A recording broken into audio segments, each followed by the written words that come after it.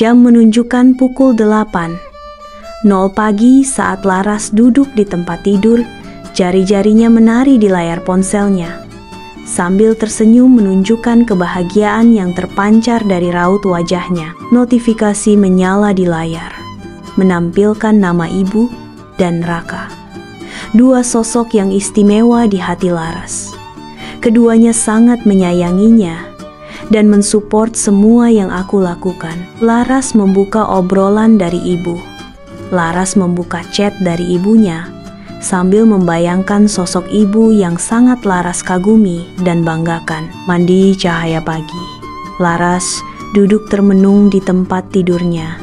Dahinya berkerut karena konsentrasi saat dia membaca sebuah pesan dari ibunya yang sangat perhatian padaku dan berjasa besar membesarkanku. Ras, pulanglah hari ini. Aku merindukanmu.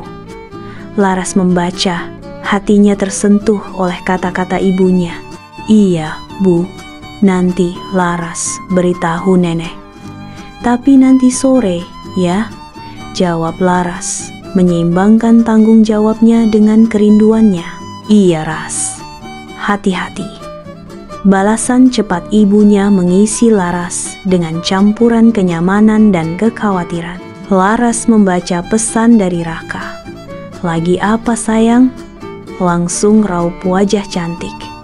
Laras berubah memerah dan berseri-seri membaca chat Raka tersebut sambil tersenyum dan memandangi langit-langit kamarnya. Dia menjawab, jari-jarinya menari di layar. Lagi bales chat kamu sayang, dan membayangkan ketampanan kamu sayang.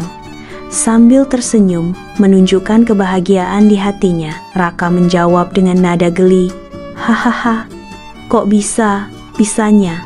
Laras jawab, yo bisa tuh. Cahaya pagi membanjiri kamar Laras saat dia berkata, aku hari ini disuruh pulang sama ibu.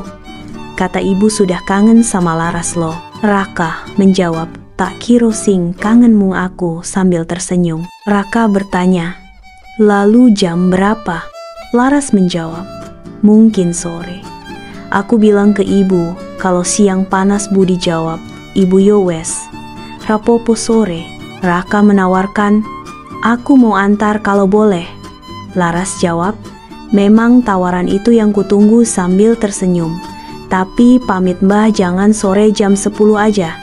Jadi ada waktu untuk jalan dulu. Laras oke setuju. Laras memeluk mbah. Sebuah perpisahan lembut sebelum perjalanannya. Mbah berbagi kata-kata bijak perpisahan dengan Laras, mendesaknya untuk berhati-hati di jalannya. Laras bersumpah untuk kembali, menjanjikan Mbah Rey yang cepat. Raka menunggu dengan sabar di ujung jalan dekat mbah rumah Laras. Raka sabar menunggu dan menanti kedatangan Laras.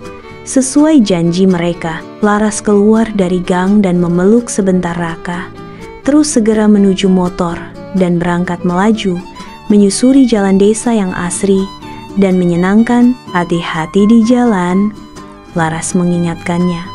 Suaranya syarat dengan kekhawatiran. Mau bonceng nih? Laras ketawa sambil jawab, dak bisa kesasar. Nanti Raka yuk, kita berangkat pegangan yang kuat ya.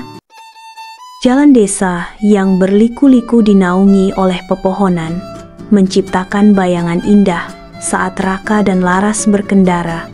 Kaos putih mereka tampak cerah di bawah sinar matahari. Di bawah terik matahari, sebuah sepeda motor melaju di jalan desa yang indah, menimbulkan awan debu yang lembut. Raka berhenti dulu ya, mau ambil foto, kayaknya bagus lokasinya. Laras berbicara dengan lembut. Suaranya dipenuhi kepuasan. Rak, jalan desa selalu membuatku tenang. Fotoin dong. Raka menjawab, suaranya hangat dan penuh kasih. Iya, apalagi membonceng denganmu. Pemandangannya jadi lebih sempurna. Laras dan Raka berjalan-jalan di sepanjang jalan desa yang indah. Angin siang yang lembut menari di sekitar mereka. Para petani saling bertukar sapa, senyum dan anggukan mereka melukiskan potret komunitas yang indah. Laras menolak. Jangan percaya diri, alam yang sempurna, bukan aku. Raka menjawab dengan ketulusan yang mendalam. Salah. Kamu adalah bagian dari alam yang paling aku sukai. Laras menggenggam Raka erat-erat. Tangan mereka yang bertautan menjadi simbol hubungan yang mendalam di tengah keindahan pedesaan yang tenang.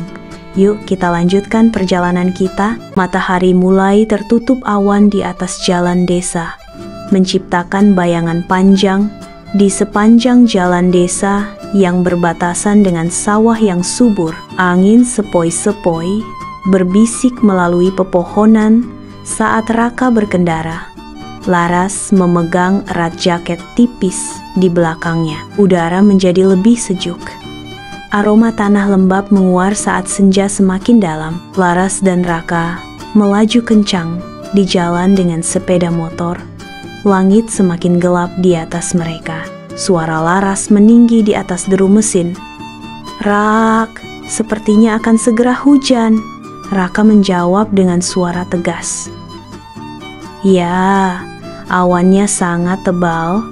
Mari kita cari tempat untuk berteduh. Kita tidak ingin basah kuyup." Sebuah sepeda motor melaju kencang di sepanjang jalan desa, menyusuri lanskap pepohonan rimbun dan rumah-rumah tua. Langit menjadi gelap dan gerimis membasahi jalan, berubah menjadi hujan lebat. Di jalan pedesaan yang sunyi, langit menjadi gelap, awan-awan menggumpal, dan angin mulai bertiup kencang. Hujan deras tiba-tiba menghantam Raka dan Laras di jalan pedesaan. Di bawah hujan deras yang tak henti-hentinya, Laras dan Raka berjuang untuk menjaga keseimbangan di atas sepeda motor.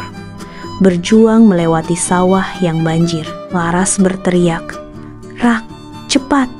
Itu ada gubuk di pinggir sawah." Raka menjawab, "Lihat, ayo kita berteduh dulu." Raka dan Laras bergegas menuju gubuk. Basah, kuyup diguyur hujan lebat. Mereka duduk berdampingan di bawah atap yang bocor.